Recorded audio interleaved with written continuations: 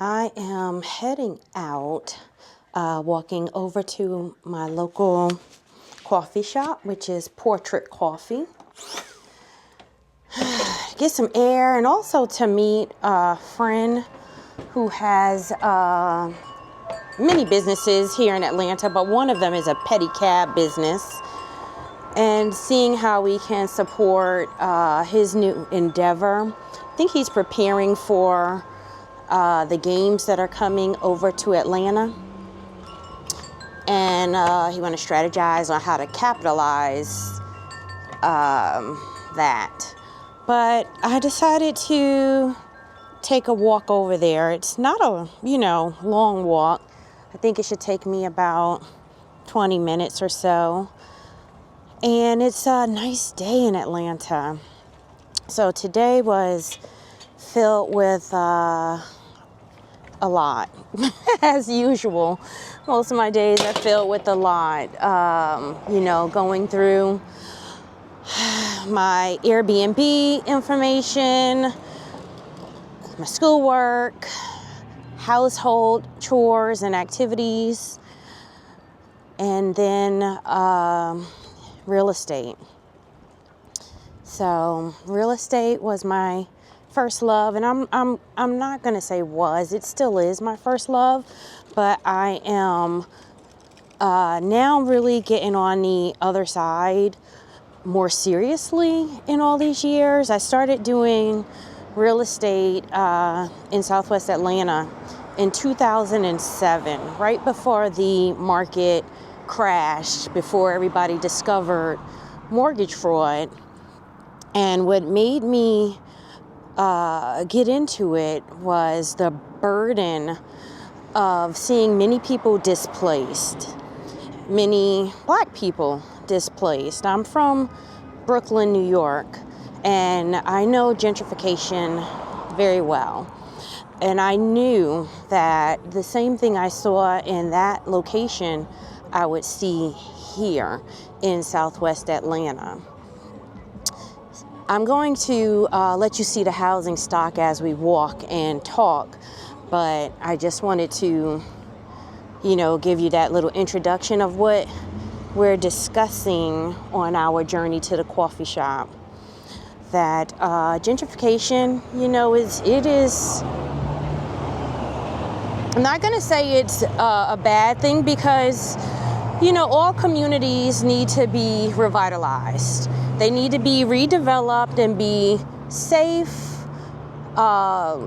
thriving locations for people to live in, whether you own, whether you, rent, it doesn't matter. You should live in a safe location that will provide you with all that you need to live successfully. That is markets, transportation, good schools,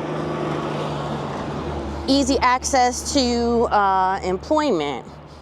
So that is the good thing when the city begins to focus on different communities and people begin to evaluate and see the benefit of living in communities that were once overlooked and left to become blighted. So that's good for those who live there. But the other side of it is when that tend to happen, usually those who have built a home in these communities, long-term tenants, and even some owners get displaced because they were renting a property that maybe an investor just had on the books, was happy to collect rents from for 11 years or so. And then now that the area is thriving and up and coming and they can sell it for a lot of money, or, maybe they're just tired of renting, the price that they sell for usually is not a price that the current tenant can acquire it for. So the person gets displaced, and there aren't any other rentals that are affordable for them to move into in the same location. So I just had that happen on one of my listings, And, you know, it was a bit sad because I see both sides of it. I see it from a renter side, and I also see it from an owner side. The owner bought the property as an investment property. He provided a sound home for the person occupying the property for 16 years. Now he's retired, and he is moving and like, Nia, I want my money. I want to release that property. Now the tenant who was living there as a senior, she can't afford to buy a home, has no interest in purchasing a home. She's been there for 16 years, paying about $500 in an area now where properties equal to the size that she was in are going for $1,800, $2,000. Hello. So she had to find some place to leave, and it was a long process. Ultimately, she did leave. She didn't find something comparable. She is renting a room for the amount that she was paying for this 2-bedroom, 1-bathroom home. And it was sad for her to have to leave after 16 years of building her life in this place. So, you know, I started by telling you I came to this area of Southwest Atlanta in 2007 because it is a community that is, or was back then, predominantly an African American community, low to middle. I'm just going to say back then, low income. If you look up the stats of the average education and income in 2007, it was very low. So it was considered an area that was in poverty. But the area is also rich in history. We are, you know, within a mile of the Atlanta University Center. And I, you know, work with a lot of students and their parents and acquiring homes around the Atlanta University Center for student housing. Even in the midst of our community being blighted, you know, it's always served a great benefit to people.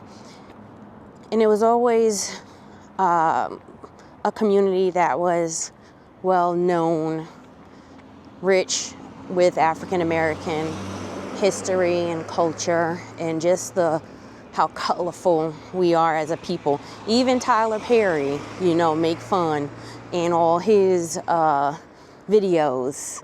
Miss Medea makes fun of, you know, the West End. I'm from the West End. And it was always known that you don't mess with people from the West End because we ain't scared, you know. We ain't scared. It's like, we survived living here.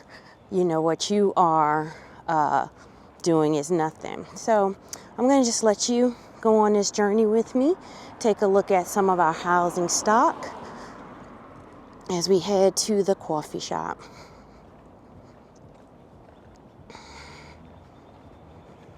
So the housing stock consists of 1920 bungalows. This community is designated historic.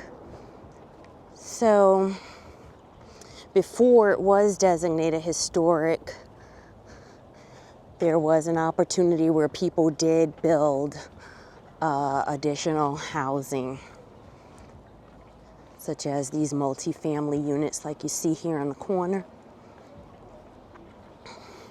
And my business partner actually sold this one back in the day. I think it is a quad 4-unit apartment, or 4 doors. And if I'm not mistaken, she sold that one probably in 2008, 2009. for, under 100,000. Truly unbelievable to think that we survived, those times of the turn of the market, the market collapsing. And it was hard. I tell people all the time who say they're interested in getting in real estate, being a real estate agent, that it is not for the faint of heart. Forget the stuff you see on TV where they're just showing you the highlights on HGTV. I mean, you can ask Miss Egypt that HGTV just shows the highlights. The behind the scenes of being an agent is a lot of work. It's a lot of hustle.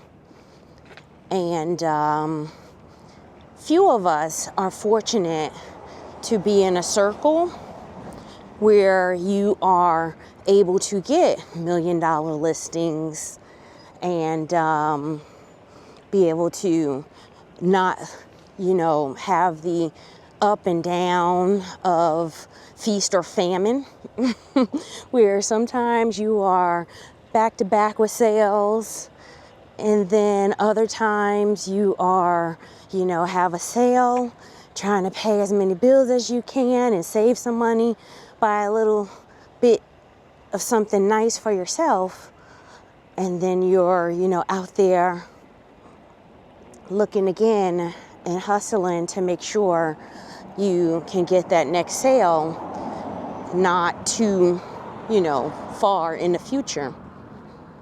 So there's a key to it, which is being consistent and doing all that you know to do as a real estate agent. You can't just one day, okay, I'm making all the calls I need to make. Now I'm closing something. Now I'm closing something, and then I'm going on vacation for a month and not going to do anything and expect, life to give you the rewards or the fruits of your labor continuously.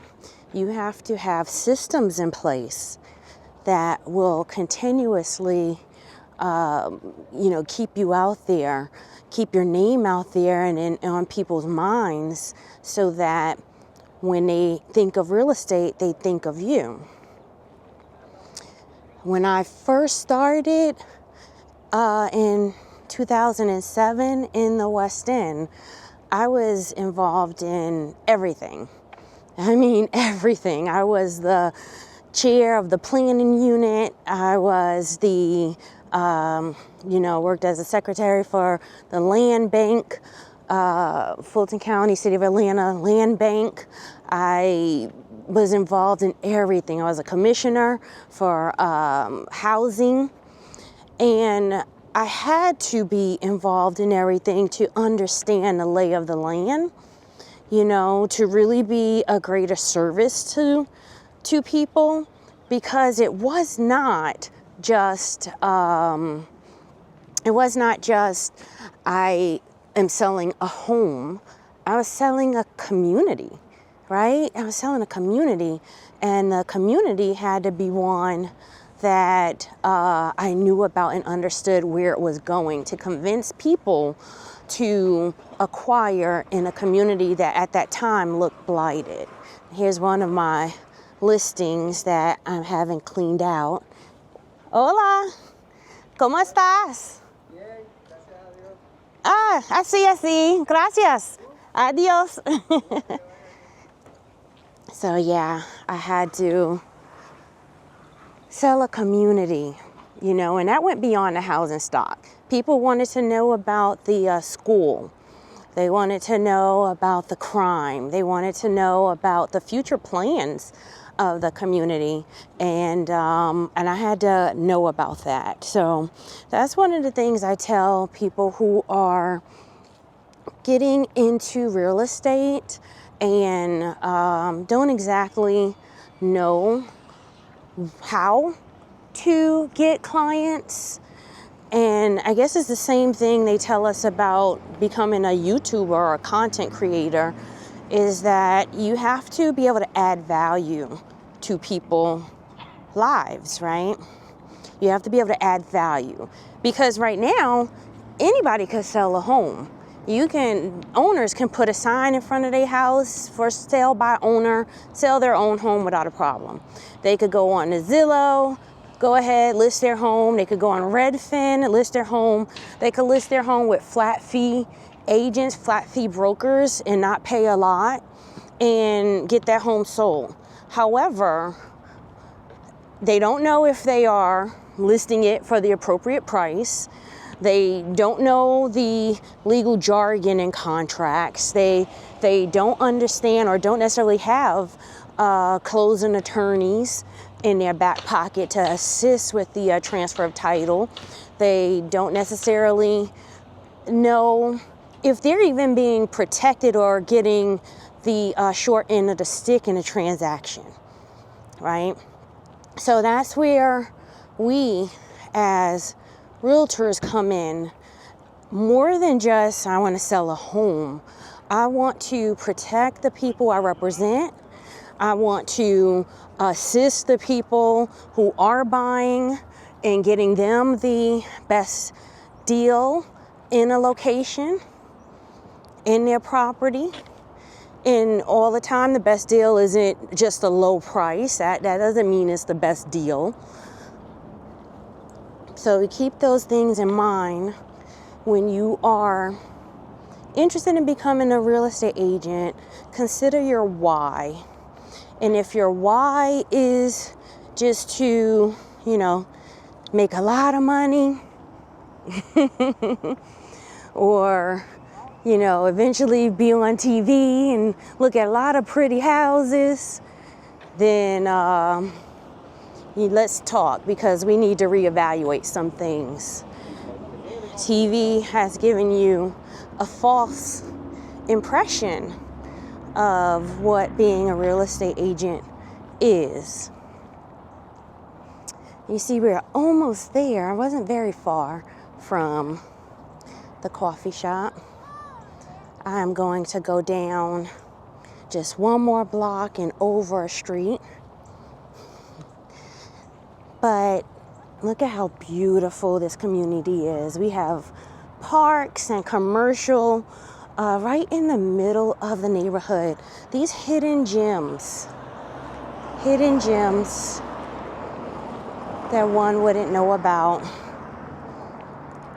And that's another reason why you connect with a local real estate agent, to learn about the hidden gems, to learn about the associations and their fights, or their activities that welcome new neighbors. My neighborhood association has potlucks, monthly potlucks, Friday porch nights. They do so many things to unite us. Even though we're not in a HOA or a subdivision, we have active organizations and people who are all about keeping us informed and united as a community. So once you get involved, if you get sick or injured or married or have a baby, you're not alone. When I was pregnant with my son, Noah, I would open my front door and find food baskets on my front door. Just beautiful show of love from my neighbors. I love the bungalows that we have here. And this housing stock is not much different, I say this all the time, than those you would see in Grant Park or in, other communities on the east side. Because the developers in the early 1900s, there was only a few of them laying down our land here. We're gonna turn down this next block here on Culberson just to head over to Ralph David Abernathy so that we can get to our coffee shop. And look, I'll be on time for my meeting. I'm supposed to be meeting him at 2:30. Good timing. That was only about 20 minutes of a walk on a nice day. I love walking, and now walking and vlogging gives me an opportunity to contemplate life, as my former grandmother-in-law used to say, contemplating life. I don't think we do that enough. Just really take things in stride and walk and ponder life, ponder what God has given us. Another thing is I like walking because I get to see all the homes that I sold over the years and see how they are thriving and growing. I also take a look to be reminded of, hey, maybe this person need me to call them because they are needing to relist and to sell. So this is one of the babies that I'm gonna have coming up. Isn't it beautiful?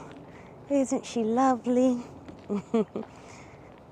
Fenced in, beautiful historic home. I'm looking forward to that. Let's go ahead and walk on the sidewalk.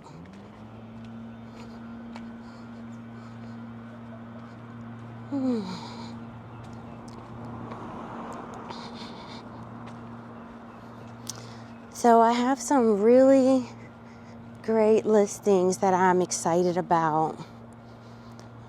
That's another item to consider when I am selling properties. Is it a property I can sell? Is this a seller that I can help, an owner that I can work with? Because this is a mutual, friendship. Yes, I am taking on, the job from them, but we both have to have respect for each other. They as an owner and them having respect for me as a professional, that I've spent a lot of hours and time and money dedicating myself to my craft as a real estate broker. And although I do own a company and I have an amazing team that work with me, I still actively list and sell homes. And so it is a lot to wear the different hats, as a broker and as an agent. And I have to really be conscious of my time and time management. And therefore, I just don't have time to take on any listing, especially if it's going to be with someone who does not value my service or see my service as something that is needed. So we're by Tassili's Raw Reality. No Tassili's today for me, unfortunately. I love Tassili's, but we're gonna head over to Portrait Coffee. I'm gonna get some good hibiscus, I think an iced hibiscus tea. Hello, how are you? Iced hibiscus tea sounds good. Maybe we'll sit out here, just sit in the breeze. But I made it, y'all. And I'll keep you updated. On my walk back, we'll probably take a different route. Hey, how are you? Good. How are you? Wonderful.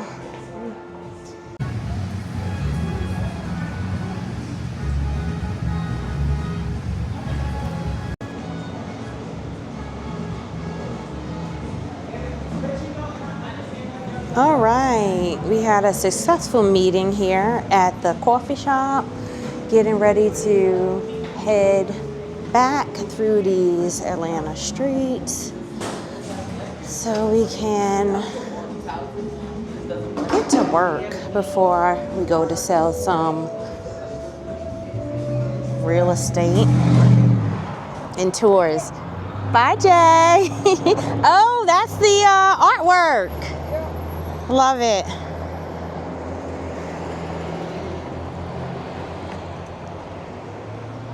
So we're gonna head back home. Let's see what direction we want to go in heading home. This is Ralph David Abernathy Boulevard, and yeah, let's go up this street.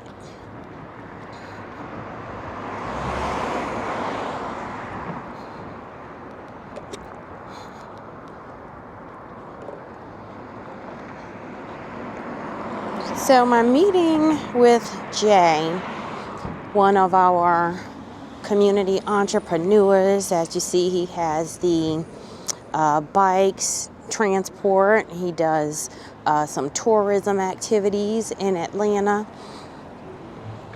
Jay does a little bit of everything. Hey, good. He also mentors young men. He does tours, back to Africa tours,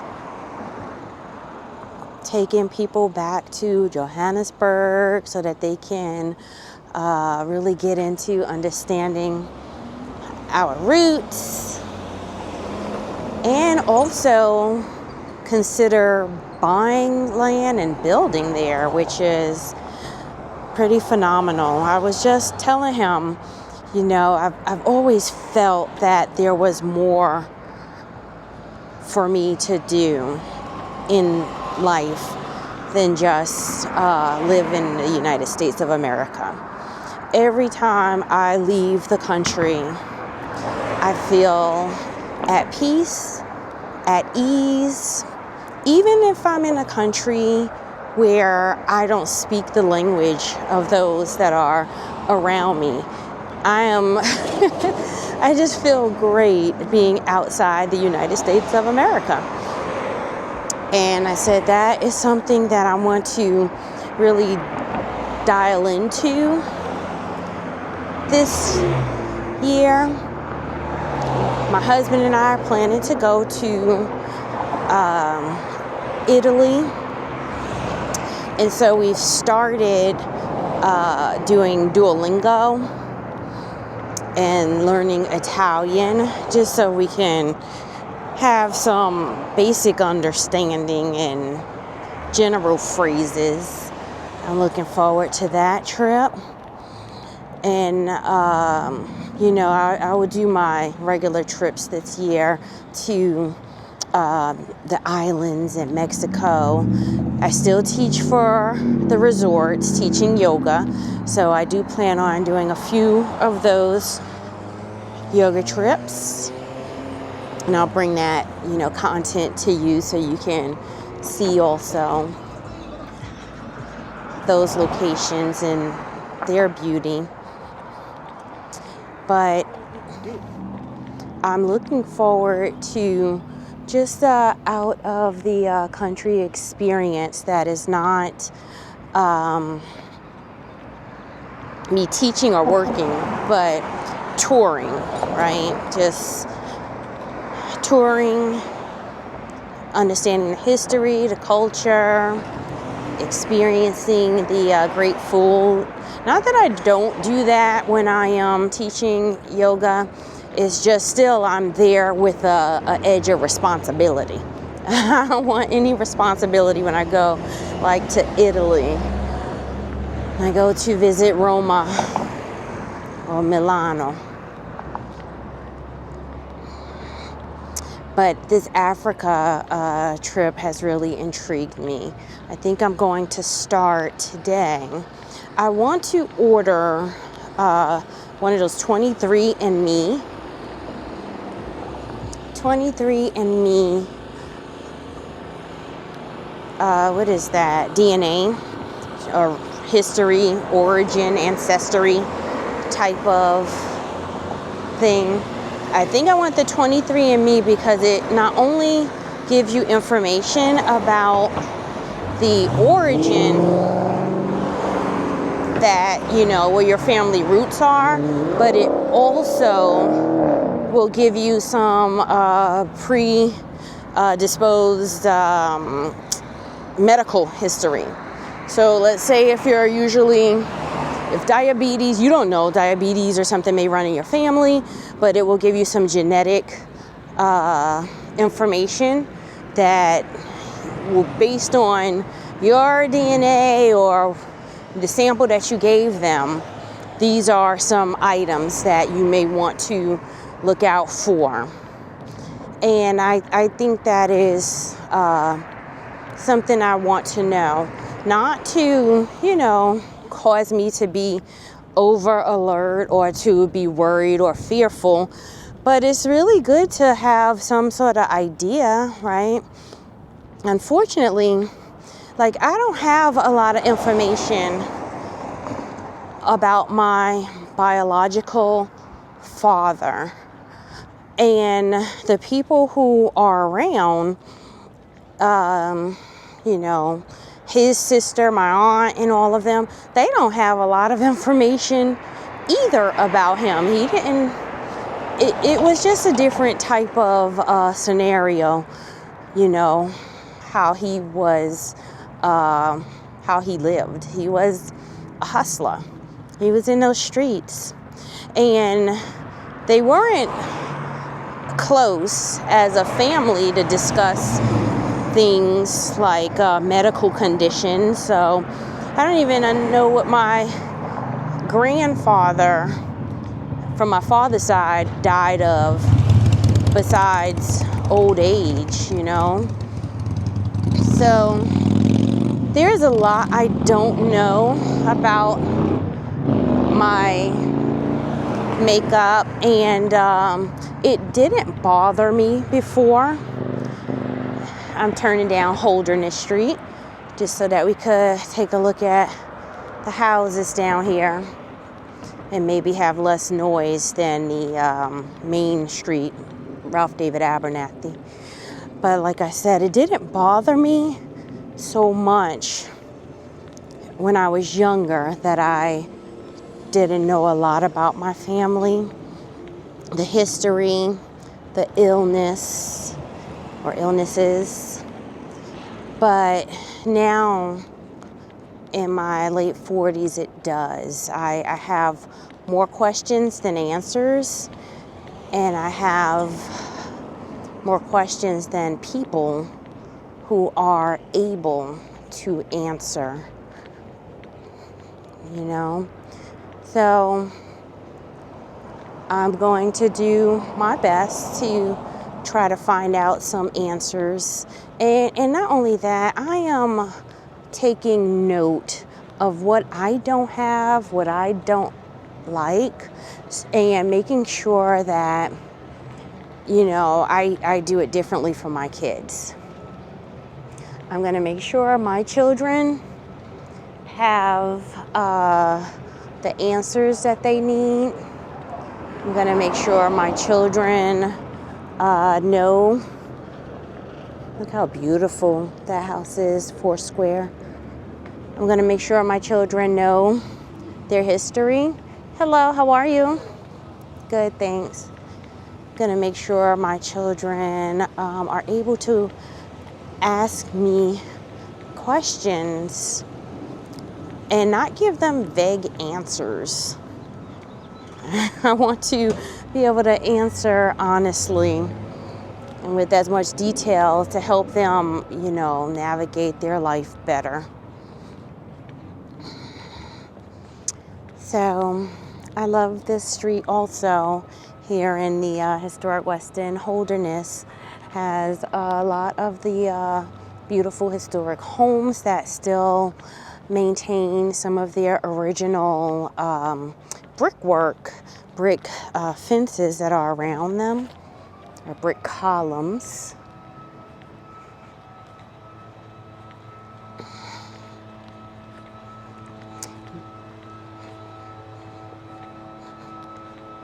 Huge homes.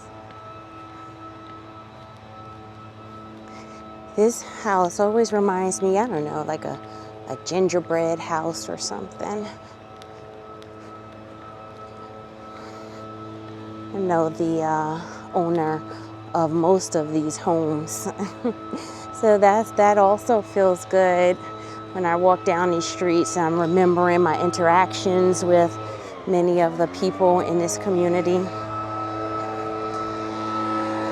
I've helped a lot of them in some way or another. If it wasn't to sell their house, rent their house, it was providing tax information, helping with homestead exemptions.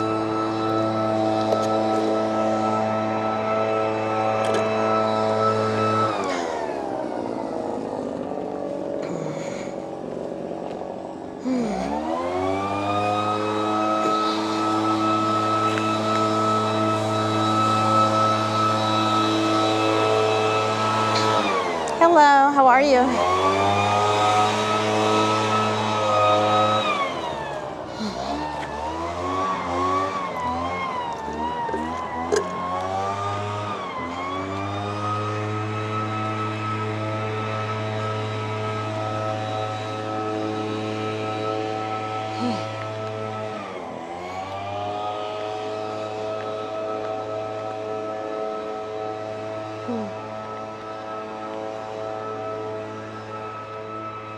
Looks like we're gonna get a new home right here on this land.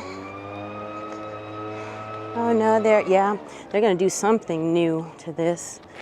They have tree removal being granted to them.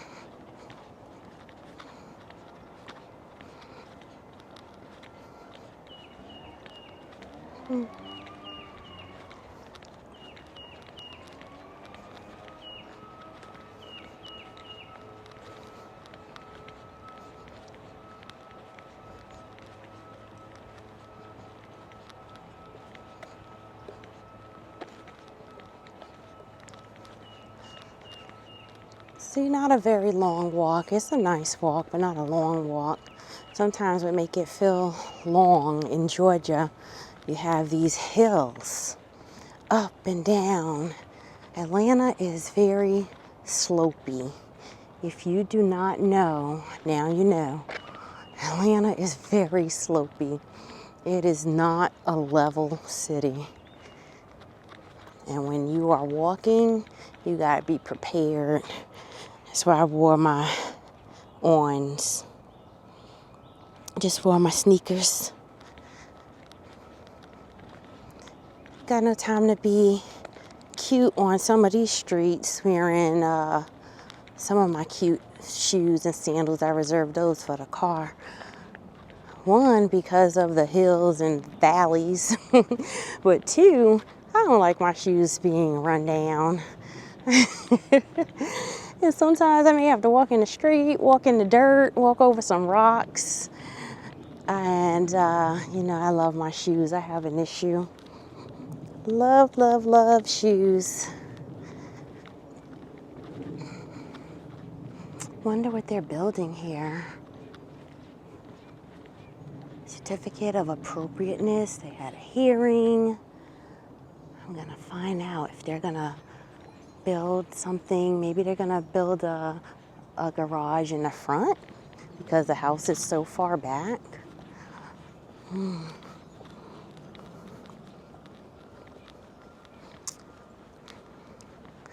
I will be taking a look at one of my neighbors. They have another tiny house that they have asked me to come look at and consider if I will co-host.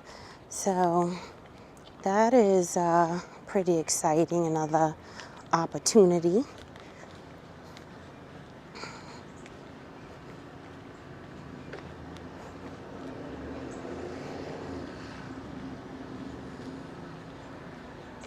And we're coming up on Hopkins Street. Oh, look at this little cute punch buggy van. I call it a punch buggy van because what is it? It's so cute. Street V.